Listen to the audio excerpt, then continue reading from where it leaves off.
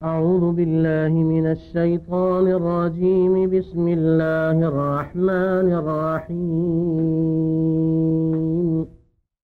لا جناح عليكم إن طلقتم النساء ما لم تمسوهن أو تفرضوا لهن فريضة ومتعوهن على الموسع قدره وعلى المقتر قدره متاعا بالمعروف حقا على المحسنين. وإن طلقتموهن من قبل أن تمسوهن وقد فرضتم لهن فريضة فنصف ما فرضتم إلا أن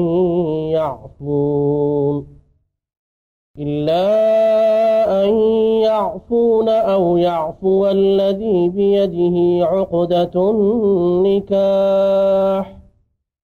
وأن تعفوا أقرب للتقوى ولا تنسوا الفضل بينكم إن الله بما تعملون بصير.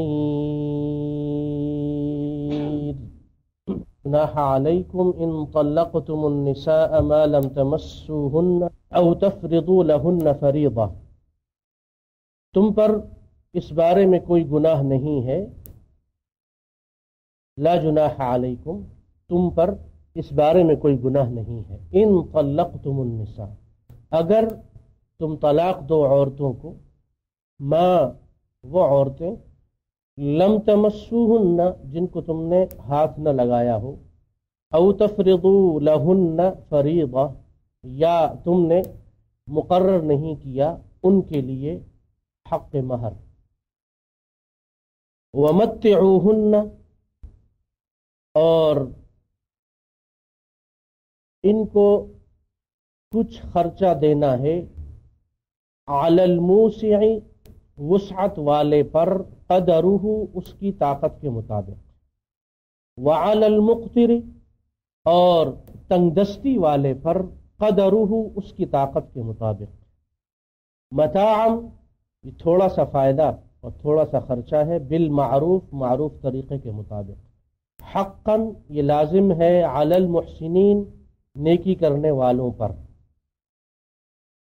وَإِن طَلَّقْتُمُوهُنَّ، اور اگر تم طلاق دو ان کو، عورتوں کو، من قبل ان تمسوهن، ان کو چھونے سے پہلے، وقد فرضتم لہن فریضہ، اور اگر تم نے مقرر کر دیا ہو ان کے لیے مہر. فریضہ سے مراد مہر ہے. فنصف ما فرضتم، تو آدھا اس کا جو تم نے ان کے لیے مقرر کیا. الا، سوائے اس کے، ان یعفون، کہ وہ معاف کر دیں، یعنی وہ عورتیں معاف کر دیں. او یعفو الذی، یا وہ شخص معاف کر دے، بیدہ، جس کے ہاتھ میں عقدۃ النکاح، نکاح کا اختیار ہے. وان تعفو، اور تم معاف کرو، اقرب للتقوی. وَأَن تَعْفُوا، اور اگر تم درگزر کرو، معاف کرو، اقرب للتقوی، تو یہ تقوی کے زیادہ قریب ہے. وَلَا تَنْسَوْا الْفَضْلَ بَيْنَكُمْ، اور نہ بھولو آپس میں ایک دوسرے کے ساتھ نیکی کرنا. ان اللہ بما تعملون بصیر، بے شک اللہ تعالی دیکھتا ہے اس کو جو تم کرتے ہو. یہ سورہ بقرہ کی آیت نمبر 236 اور 237، یہ دو آیات ہیں. ان میں ان عورتوں کے بعض مسائل کو بیان کیا گیا ہے جن کو طلاق ہو جاتی ہے، اور طلاق ہونے کے بعد جو صورتحال ہے، اس سے پہلے ہم نے طلاق کے تفصیلی مسائل میں کچھ چیزوں کو پڑھا ہے. کچھ چیزیں ایسی ہیں کہ جو ان دو آیات میں بیان کی جا رہی ہیں. خاص طور پہ دو بڑے اہم مسئلے ہیں کہ وہ عورتیں کہ جن کا حق مہر مقرر کر دیا گیا ہو، اور وہ کہ جن کا حق مہر مقرر نہ کیا گیا ہو، اور دونوں وہ ہوں کہ جن کو نکاح کے بعد دخول سے قبل طلاق ہو جائے. مس سے مراد یہاں پر مباشرت حقیقی ہے. مس یمس مسن، کسی چیز کو چھونا، ہاتھ لگانا۔ یہاں مس سے مراد صرف چھونا اور ہاتھ لگانا نہیں ہے، بلکہ یہ کنایا اور اشارہ ہے مباشرت حقیقی کے لیے۔ تفرضو یہ مضارع جمع مذکر ہے حاضر کا، فرض یفرض، ضرب یضرب کے باب سے، مقرر کرنا، واجب کرنا، فرض کرنا۔ متعو یہ جمع مذکر ہے، امر ہے باب تفعیل سے، کسی کو تھوڑا سا فائدہ پہنچانا۔ مس کے بارے میں یہ چیز ہم جان لیں، ایک ہے مس اور ایک ہے لمس اور ایک ہے ملامسہ۔ مس کا جو لغوی معنی ہے وہ ہے تمس شیئا لیکن المس لا يتأثر بالممسوس، کسی چیز کو اس طریقے پہ چھونا اور ہاتھ لگانا کہ ہاتھ لگانے یا چھونے سے اس کا اثر اس چیز پر نہ پڑے، ہاتھ لگانے والے کو بھی محسوس نہ ہو کہ جس چیز کو میں نے ہاتھ لگایا ہے یہ سخت ہے، نرم ہے، ٹھنڈی ہے، گرم ہے، کیسی ہے، بس ایک لمحے کے لیے اس کو چھو لے۔ تو یہ لغت میں مس اس کو کہتے ہیں۔ اور یہاں پر اور قرآن میں دوسرے دو مقامات پر بھی یہ مس لغوی معنی اس سے مراد نہیں ہے، بلکہ اس سے مراد مباشرت حقیقی ہے۔ اور اس مباشرت حقیقی کے لیے یہ لفظ مس کیوں استعمال ہوا، جبکہ قرآن ہی میں دوسرے مقامات پر مباشرت کے لیے یہی لفظ مباشرت آیا ہے۔ مثلا سورہ بقرہ میں اعتکاف اور روزوں کے مسائل میں ہم نے پڑھا وَلَا تُبَاشِرُوهُنَّ وَأَنْتُمْ عَاكِفُونَ فِي الْمَسَاجِدِ، اور اسی طریقے پہ سورہ بقرہ کی دوسری آیات میں بھی ہم نے یہ لفظ مباشرہ پڑھا، یعنی مباشرت حقیقی۔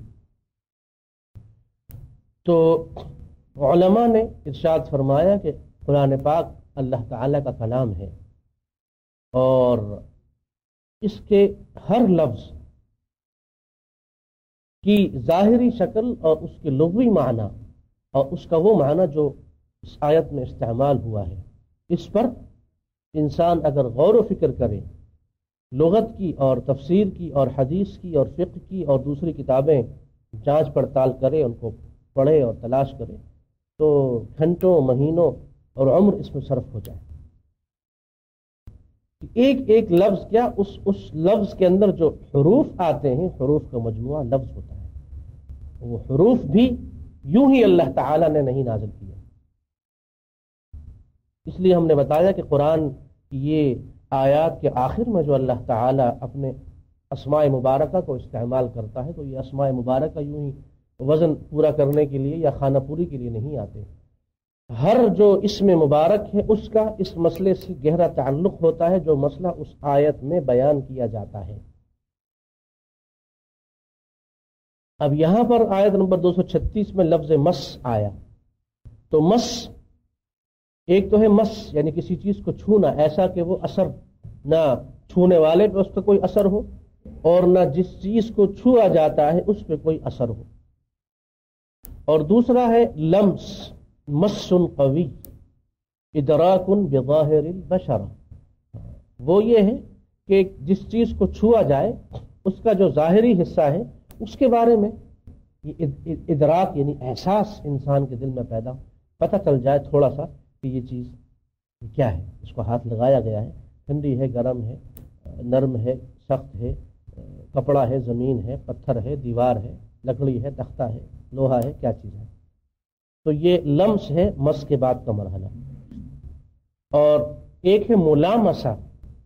ملامسہ کے معنی ہے کسی چیز کے اندر اس طریقے پہ داخل ہونا کہ اس کے اندر مکمل دخول ہو، یعنی مس کامل، مکان کے اندر انسان داخل ہو، حتیٰ کہ دیکھیں مکان کیسا ہے، مسجد کے اندر داخل ہو۔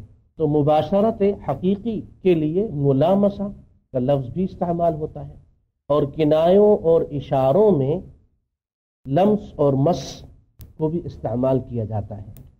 یہاں پر مس آیا ہے وہ اس اعتبار سے آیا ہے کہ مس کنایا ہے، اشارہ ہے مباشرت حقیقی کے لیے۔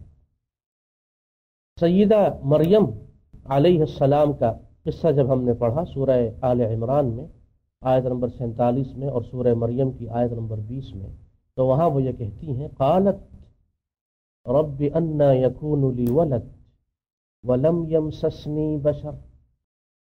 مریم چونکہ عفیفہ ہیں، پاک ہیں، پاک دامن ہیں، کنواری ہیں، تو شرم اور حیا کی وجہ سے اپنی زبان پہ مباشرت کا لفظ نہیں لا سکتے۔ کنواری ہیں، پاک دامن ہیں، اور پاک دامن ایسی پاک دامن کے دامن کی طہارت یہ سب اگر جمع ہو جائے تو اس کو مریم کا نام دیا جا سکتا ہے۔ بقول شاعر کے کہ دامن نہ چھوڑ دے تو فرشتے وضو کریں، اگر اس میں مبالغہ نہ ہو تو مریم علیہ السلام جن کی عفت اور جن کی پاکیزگی اور جن کی پاک دامنی قرآن اس کی گواہی دیتا ہے۔ اور یہ الگ بات ہے کہ مریم کو ماننے والوں نے مریم کے دامن کو داغدار کیا، بائبل میں ان کے بارے میں غلیظ اور گندے جملے لکھے، لیکن ہمارا قرآن یہ کہتا ہے کہ مریم پاک دامن تھی، طاہرہ، مطہرہ، عفیفہ، صدیقہ، و امہ صدیقہ، عیسیٰ کی ماں صدیقہ۔ تو مریم جب یہ کہتی ہیں اور یہ کہنا چاہتی ہیں کہ میرا کیسے بیٹا ہوگا جبکہ میرے ساتھ وہ عمل مخصوص نہیں ہوا جو کسی بھی عورت کے ساتھ ہوتا ہے، اس کے بعد حمل کی امید پیدا ہوتی ہے۔ اب چونکہ طاہرہ ہیں، کنواری ہیں، اور حیا اور عفت کا معاملہ ہے، اس لیے وہ لفظ استعمال ہوا ان کی زبان سے، اللہ نے وہ لفظ ان کی زبان سے نکلوایا جو کہ حیا کے لحاظ سے سب سے بھاری اور اس مخصوص عمل کے لیے سب سے کم درجہ کنایے والا ہو۔ یعنی کنایوں اور اشاروں میں انہوں نے یہ کہا کہ میرے ساتھ ایسا معاملہ جب نہیں ہوا تو میرا بچہ کیسا ہوگا؟ تو فرمایا لم یمسسنی بشر۔ سورہ مریم میں بھی ہے انا یکون لی غلام ولم یمسسنی بشر۔ جب مریم نے یہ کہا اللہ تعالیٰ کی طرف سے جواب بھی اسی طریقے پہ ملا کہ جب مریم اتنی حیا والی ہے تو اللہ تعالیٰ کو تو سب سے زیادہ حیا آتی ہے۔ اللہ تعالیٰ کی طرف سے فرشتے نے جو جواب دیا اس میں بھی یہ نہیں کہا کہ اللہ تعالیٰ کے حکم سے ایسا ہوگا کہ بغیر شوہر اور بغیر شادی کے تم کو اللہ تعالیٰ بیٹا دے گا۔ اللہ کی طرف سے جو جواب ملا وہ جواب بھی باکمال جواب ہے، اور وہ جواب یہ تم یہ کہتی ہو لم یمسسنی بشر، تم نے اس کام کے لیے لفظ مس استعمال کیا کہ مجھے بیٹا کیسے ہوگا، مجھے تو کسی انسان نے آج تک چھوا تک نہیں ہے۔ اللہ نے فرمایا کہ فرشتے نے اللہ کی طرف سے یہ پیغام دیا قال كذلك اللہ یفعل ما یشاء، اللہ تعالیٰ اسی طرح پیدا کرے گا۔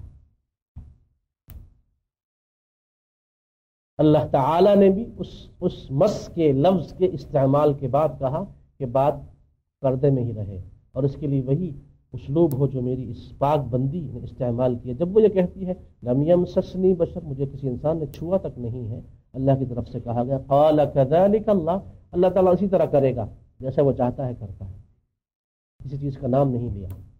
سورہ آل عمران میں اور سورہ مریم میں ہے قال كذلك اللہ یخلق ما یشاء، ہاں نہیں، وہاں پر سورہ مریم میں قال كذلك قال ربك هو علی ہین، فرشتے نے کہا کہ تیرا رب یہ کہتا ہے کہ میرے لیے یہ کام بہت آسان ہے۔ اللہ تعالیٰ کی طرف سے اتنا خیال رکھا گیا کہ مریم نے تو مس کا نام لیا، اللہ کے ہاں سے تو مس کا نام بھی نہیں آیا۔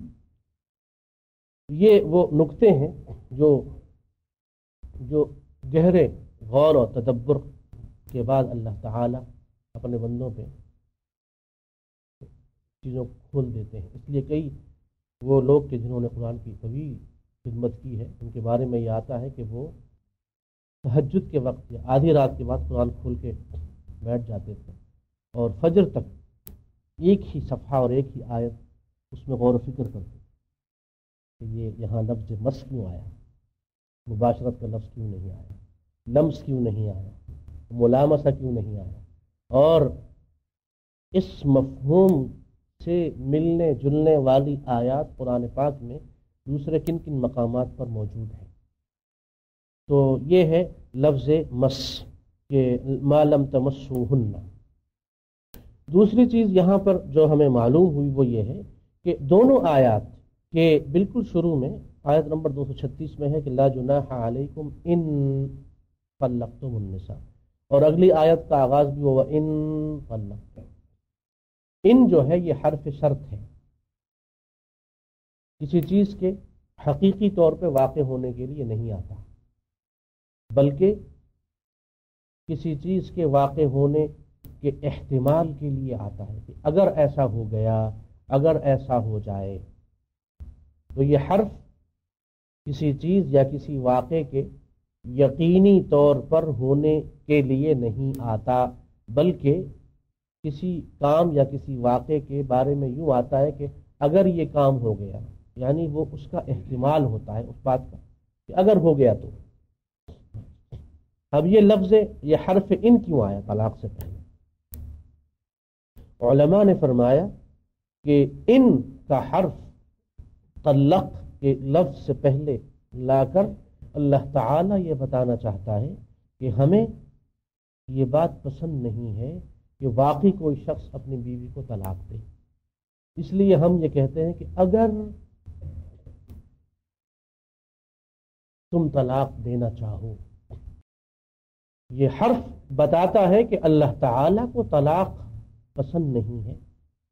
طلاق کے مسائل میں ہم نے اس حدیث کو پڑھا تھا جس میں آپ علیہ الصلاۃ والسلام نے یہ فرمایا کہ اللہ تعالیٰ کو حلال اور جائز چیزوں میں جو چیز ناپسند ہے، وہ سب سے زیادہ ناپسند چیز حلال جائز چیزوں میں طلاق ہے۔ اللہ تعالیٰ یہاں یہ حرف شرط لا کر یہ بتانا چاہتا ہے کہ ہمیں یہ بات پسند نہیں ہے، ہم یہ نہیں کہنا چاہتے تم طلاق دو، اگر تم طلاق دینا چاہو، اگر تم میں سے کوئی، یعنی اس بات کا احتمال ہے، یقینی حرف اس کے لیے اللہ لانا پسند نہیں کرتا۔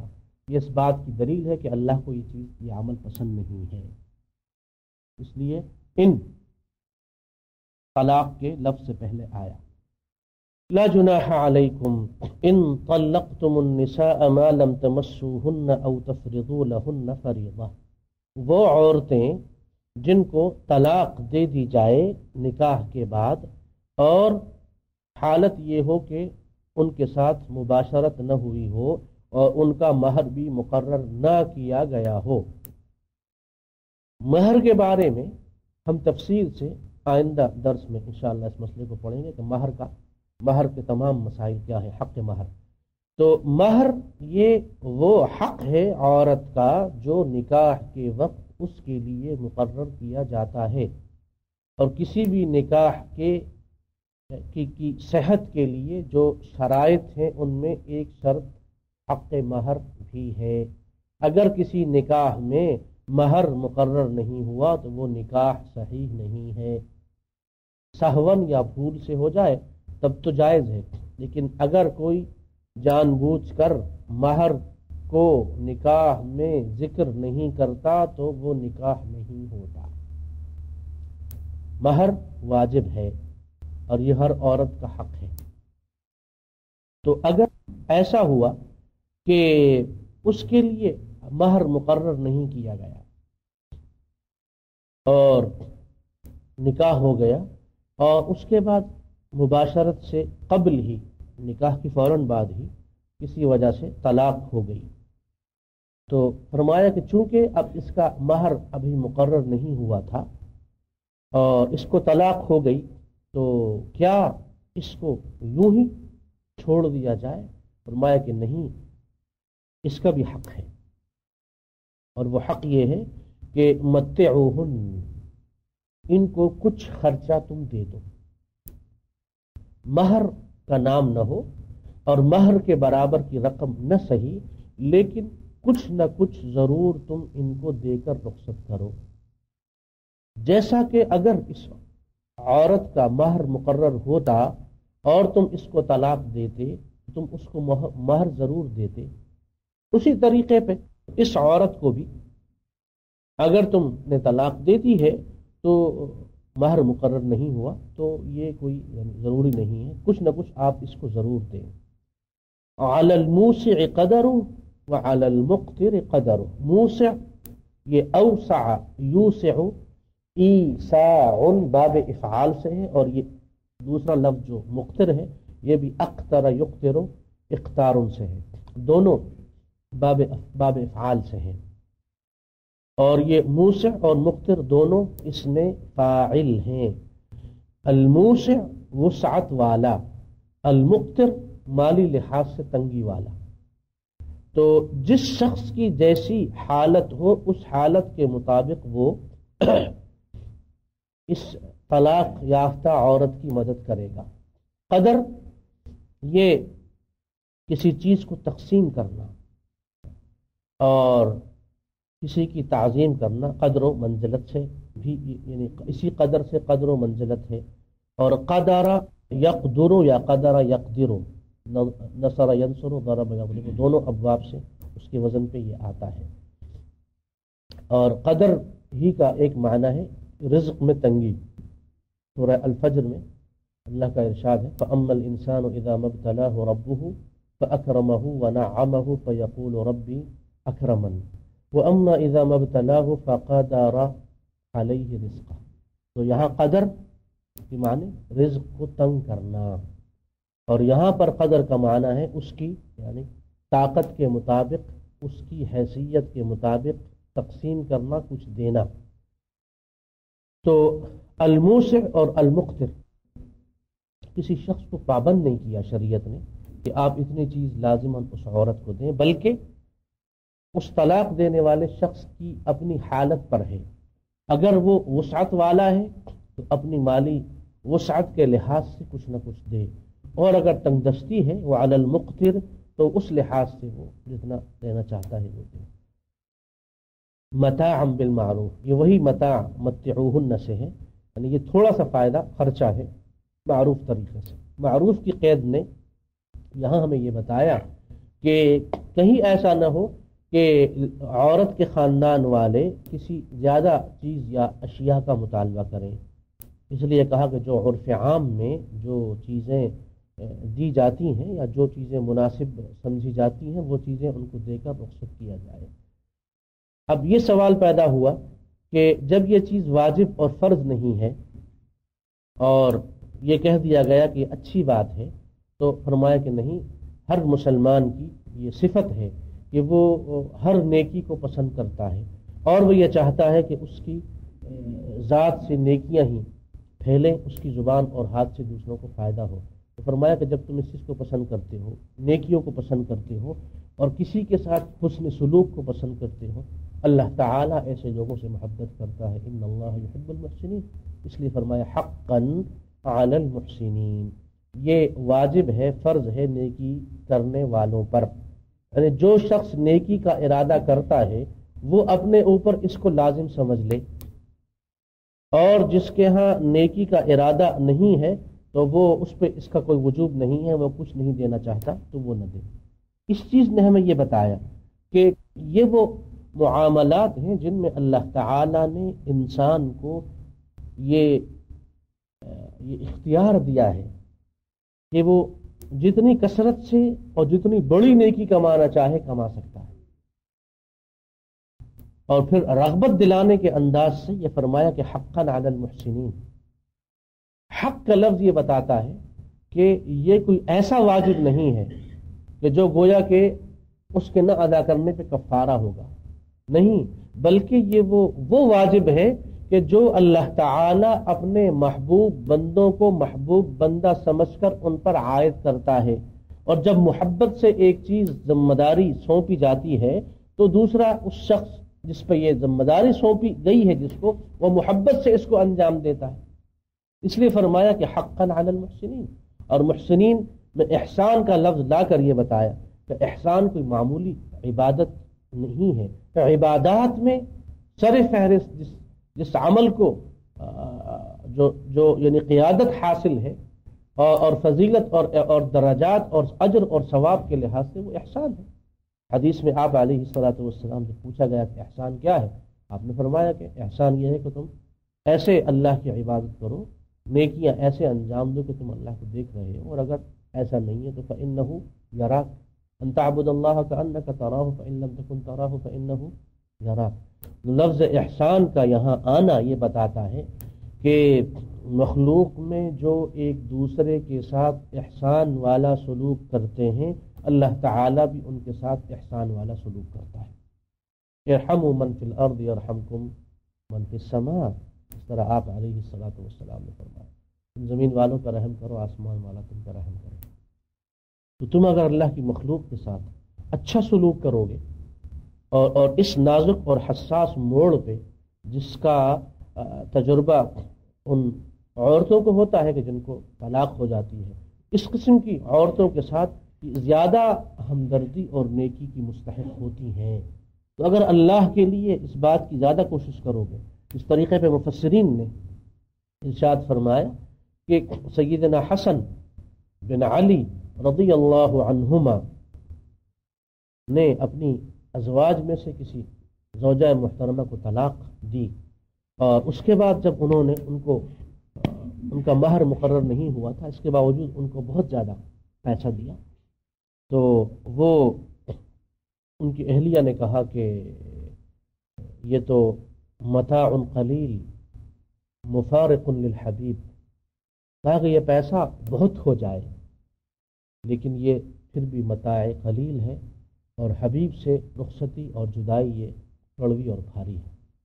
تو لکھا کہ سیدنا حسن رضی اللہ عنہ زار و قطار انہوں نے رونا شروع کر دیا، اور فرمایا کہ اگر میں تمہیں 3 طلاقیں نہ دیتا تو میں تم سے رجوع کر لیتا۔ اس خاتون کے اس جملے نے، جن کو آپ نے خوب یعنی کثیر تعداد میں ان کو پیسے اور تمام چیزیں دیں کہ طلاق ہو چکی شاید یہ خوش ہو جائے، تو اس نے کہا کہ متاع قلیل، دنیا کے پیسے بہت ہو جائے اس کی کیا ہے حقیقت اور وسعت ہے، آپ کا ساتھ چھوٹ رہا ہے۔ تو اس لیے ہم نے بار بار کہا اور یہ جو ان ہے اس کے بارے میں بھی ہم نے بتایا کہ حرف ان یہ بتاتا ہے کہ طلاق کا عمل اللہ تعالیٰ کو بہرحال پسند نہیں ہے۔ وَإِن طَلَّقْتُمُوهُنَّ، تو یہ تو ان کا معاملہ تھا کہ جن کا مہر مقرر نہیں ہوا۔ اب وہ عورتیں کہ جن کو طلاق ہو جائے مباشرت حقیقی سے پہلے، وَإِن طَلَّقْتُمُوهُنَّ من قبل ان تمسوهن وقد فرضتم لهن فریضہ، اور ان کے لیے مہر مقرر کر دیا گیا ہو۔ اب مہر مقرر ہو گیا لیکن چونکہ مباشرت سے قبل طلاق ہو گئی، اس لیے فنصف ما فرضتم، ان کو آدھا مہر ملے گا۔